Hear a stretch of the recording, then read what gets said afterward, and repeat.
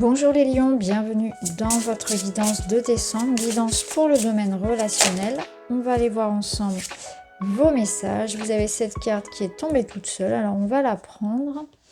Et c'est la carte de l'amour de soi. Un regard positif et bienveillant sur soi chaque jour permet de faire germer notre fleur intérieure. Est-ce que dernièrement, vous avez été un petit peu dur avec vous-même? Est-ce que vous êtes un petit peu condamné? Il y a eu peut-être de la culpabilité, de l'auto-sabotage, de l'autocritique, des négligences vis-à-vis de soi, de ses besoins. On s'oublie, on fait passer les autres, la vie avant soi. C'est important ici d'écouter ce que votre corps et ce que votre cœur vous disent, de poser certaines limites, de ne pas dire oui à tout, de ne pas dire oui quand vous avez envie de dire non, de ne pas tout accepter par amour aussi, de ne pas tout accepter par amour des autres, parce que là il est question aussi de vous aimer vous-même, donc certainement de poser des limites saines. Décalage, pas sur la même longueur d'onde. Là, on nous parle d'une situation dans laquelle vous ressentez des différences. Et alors, il peut y avoir effectivement un conflit, mais c'est pas forcément un conflit ouvert. Ça peut être aussi que vous sentez un décalage avec une personne. Alors, ça peut être un décalage qui est récent, qui est en train de s'installer dans un lien. Vous sentez que y a comme quelque chose qui est en train d'évoluer, de changer. On se sent moins proche. Ça peut être une sensation dans votre vie de manière générale d'être en décalage aussi avec les autres, d'avoir du mal à trouver du soutien, une oreille attentive, à créer des amitiés, à faire des rencontres, parce qu'on a du mal à trouver des personnes qui résonnent comme nous. Et je pense que là, ce qu'on vous invite à faire, si c'est le cas, c'est vraiment à vous recentrer sur vous déjà.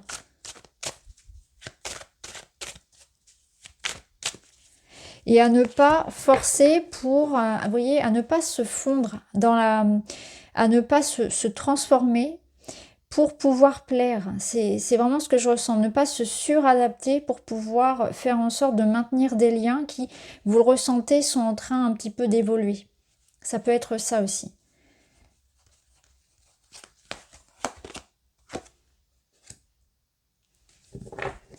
Là, on nous parle de susceptibilité, d'ego, de manque de recul, élargir sa vision, ne pas tout prendre pour soi et voir le côté constructif. Vous pouvez faire preuve d'une grande sensibilité, être extrêmement susceptible sur cette période, prendre beaucoup de choses à cœur. Je pense qu'il faut vous préserver un petit peu davantage aussi de ce qui vient de l'extérieur. Il peut y avoir des situations que vous prenez comme des montagnes, comme quelque chose d'intense, avec du coup émotionnellement des hauts et des bas, très intenses.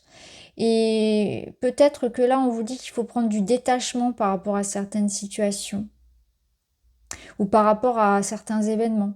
Là, je pense que vous êtes aussi dans une période où vous pouvez ressentir une sorte d'instabilité générale et du coup, ça génère des peurs. Et tout vous semble ouais, très instable, ça génère des peurs. Ou alors vous vous sentez très vulnérable actuellement, ça peut être ça également. Vous pouvez vous sentir assez démuni et vulnérable par rapport à ce qui se passe. Et avoir une tendance à vraiment à tout ramener à vous ou à tout prendre trop à cœur. Je pense qu'il y a des peurs qui viennent, il y a des peurs, il y a des émotions qui ressurgissent et c'est comme des grosses vagues en fait que vous pouvez vous prendre, alors qu'une autre personne pourrait réagir de manière beaucoup plus sereine. Vous allez vraiment réagir de manière très intense parce qu'en réalité, vous réagissez par rapport à quelque chose que vous avez déjà vécu et pas forcément en lien avec ce qui se passe aujourd'hui, vous voyez, et ça vient s'accumuler. Ça vient réveiller quelque chose chez vous. Ça vient vous piquer là où ça fait mal. Donc il y a peut-être quelque chose comme ça à aller creuser hein. Ça, c'est une invitation à le faire, pourquoi pas avec un thérapeute, d'aller chercher pourquoi. Parfois, vous allez avoir tendance à hyper réagir, vraiment à réagir de manière très forte par rapport à quelque chose qu'on va entendre, vous dire, qui va se passer.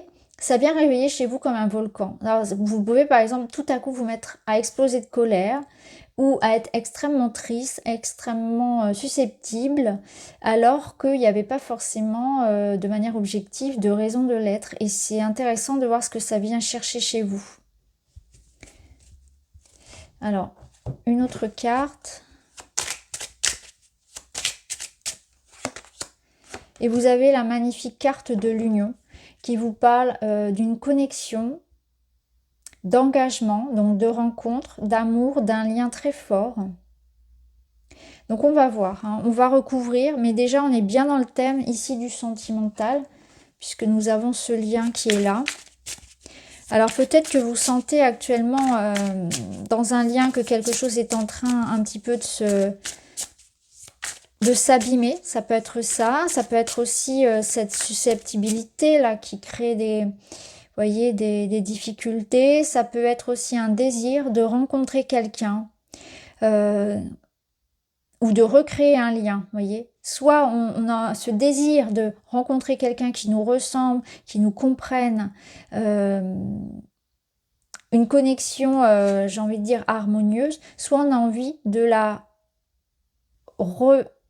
recréer. Soit on y aspire, soit on a envie de la retrouver.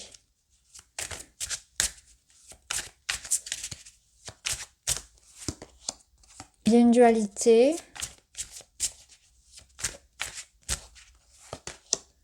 L'harmonie, ouais. On veut retrouver la paix dans une situation là qui effectivement est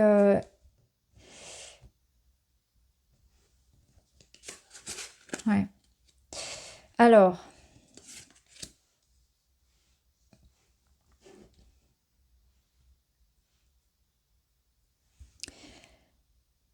ce qui me vient ici, c'est que vous êtes en train de mettre en mouvement quelque chose.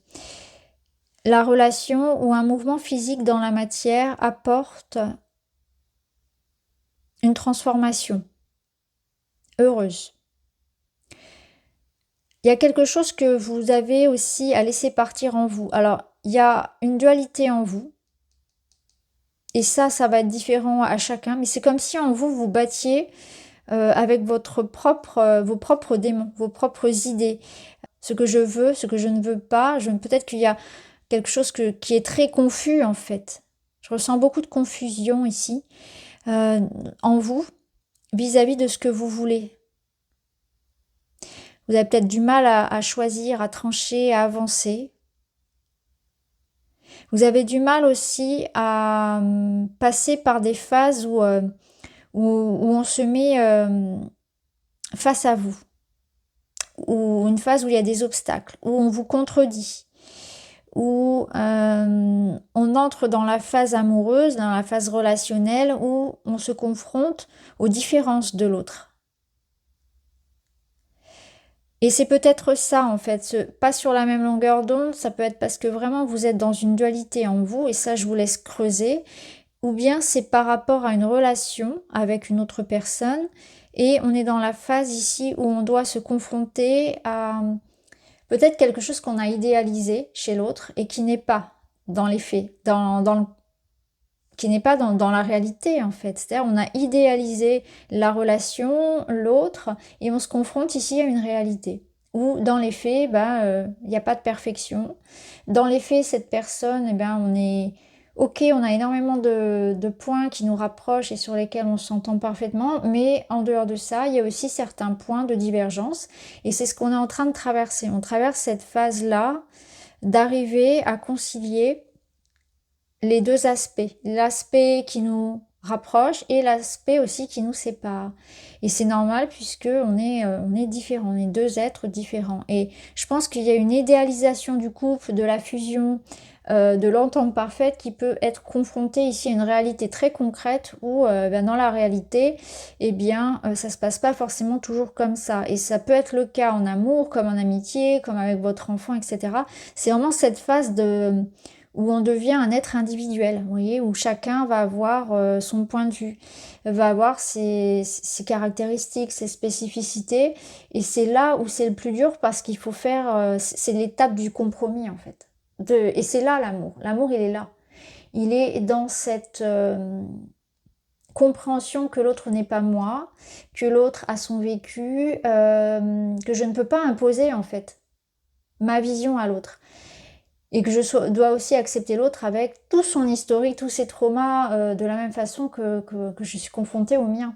Donc c'est une étape qui est délicate et qui est importante parce que c'est ça en fait le ciment. Si on arrive à traverser cette étape-là, on a tout gagné en réalité. Donc là, on est dans cette idée clairement de passer cette phase relationnelle où on est dans le compromis, dans la différence, dans l'acceptation. Et c'est là où est l'amour véritable, inconditionnel, c'est ça, c'est là. C'est dans cette idée d'acceptation en fait de cette dualité et de cette imperfection de la relation. Donc on en est là pour trouver ici la paix, c'est vraiment comprendre que voilà, nous sommes différents et qu'en même temps il y a des points qui nous rapprochent. Donc on est en train ici d'être dans le compromis, dans l'idée de trouver peut-être des accords. Alors peut-être que pour certains c'est même quelque chose de très concret où on doit administrativement parlant, juridiquement parlant, trouver l'idée ici de se mettre d'accord. Hein. Ça peut être en famille, ça peut être par rapport à la vente d'un bien, etc.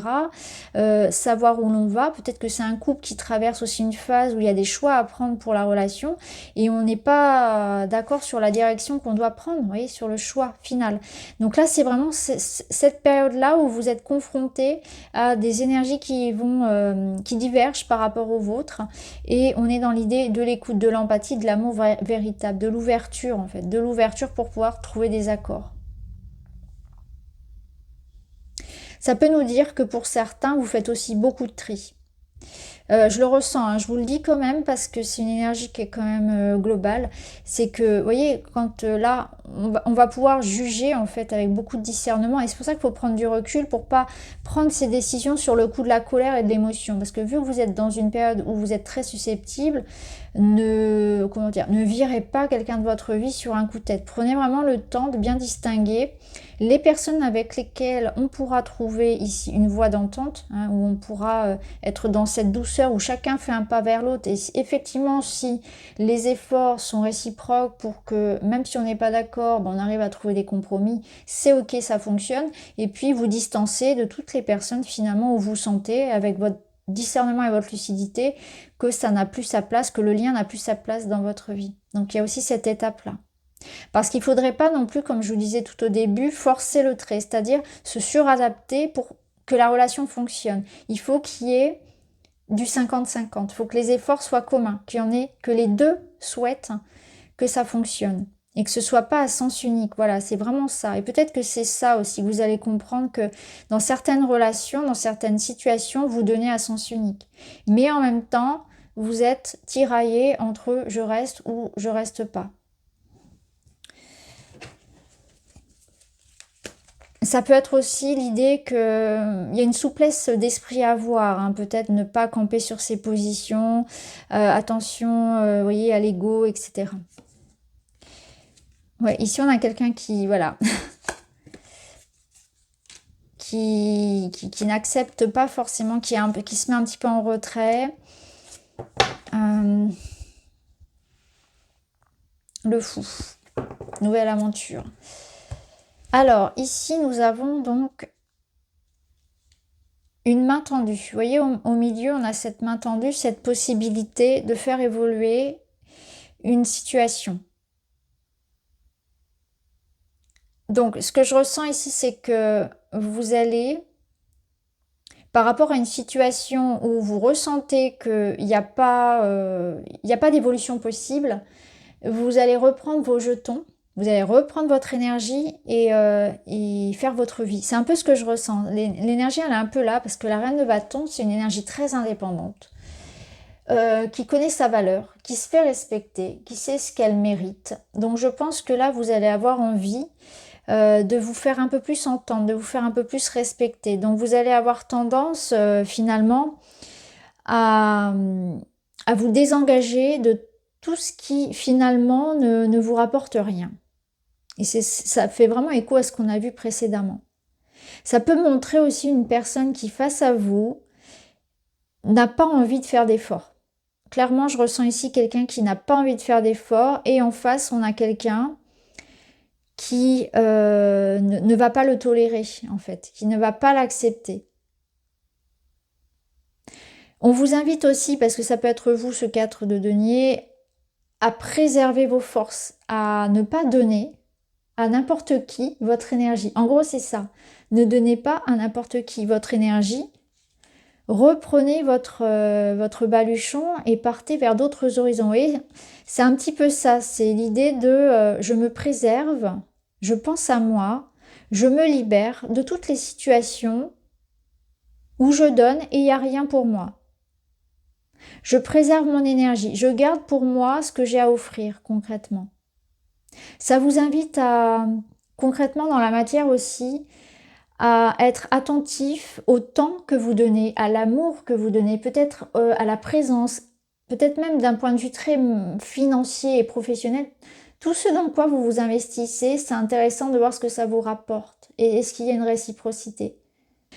L'invitation du tarot, elle est aussi de prendre conscience de votre valeur, de prendre conscience que vous avez tout pour être heureux quelque part et que à vous de vous lancer dans cette nouvelle aventure. La vie va vous tendre une perche, à vous de la saisir.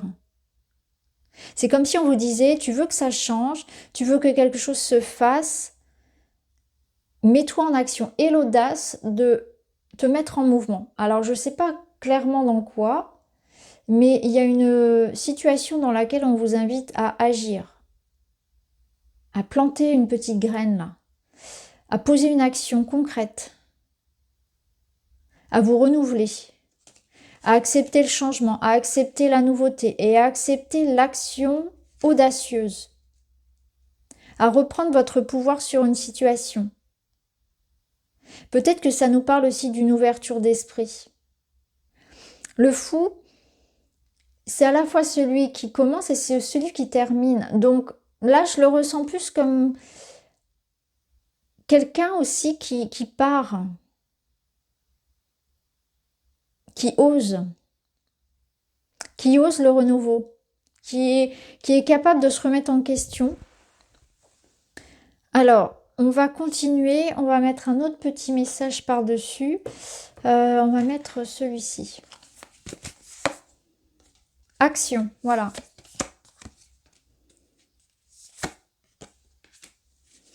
Prendre sa vie en main. C'est exactement ce que vous disent la reine de bâton et le fou. Considérer les actions plutôt que les mots, décider et agir, prendre sa vie en main. Ici, il est question de ne pas subir, mais d'agir dans une situation, de ne pas être dans une passivité. De s'en tenir aux faits, de s'en tenir à ce qui est concret. C'est-à-dire de finir les paroles en l'air. Vous, ce que vous voulez ici, ce sont les actions concrètes. Donc peut-être que c'est par rapport à une personne, de juger sur les actions et pas sur ce qui est dit, mais peut-être que ça se réfère aussi à vous-même. Il est question pour vous d'arrêter de vivre les choses dans votre tête, mais de les manifester, de les exprimer, de les créer, de décider, de choisir, de partir, d'agir. Voyez comment ça résonne pour vous. Si c'est face à une personne là qui parle beaucoup, qui promet beaucoup, mais qui ne fait rien, ou bien si c'est face à vous-même. Alors on termine avec un petit message. Je suis l'ombre et la lumière. Je choisis d'honorer mes forces et mes faiblesses, car elles font partie intégrante de mon être. J'accepte de leur porter toute l'attention qu'elles méritent afin de m'épanouir et de me construire sereinement. Oui, vous voyez, ça me rappelle ici cette dualité en vous. L'ombre et la lumière. Il y a quelque chose en vous comme ça qui se combat. C'est traverser, c'est faire face en fait à ces ombres, au diable en soi, à ses limitations, à ses peurs, à ses addictions, à ses croyances, à tout ce qui vous influence, tout ce qui vous limite, tout ce qui vous retient, tout ce qui vous contraint. Donc vous terminez l'année ici sur quand même une note très forte, hein. C'est quand même pas rien parce que vous vous remettez beaucoup en question, vous remettez en question aussi tout ce qui vous touche à l'extérieur, tout ce qui vous influence. Qu'est-ce qui vous influence là? Est-ce que ce sont vos peurs? Est-ce qu'il y a une influence extérieure? Vous voyez, vous prenez conscience de ça, de toutes vos chaînes. Très intéressant pour vous, les lions. Voilà pour vous les amis, j'espère que ça vous parle. Je vous embrasse et je vous dis à très vite.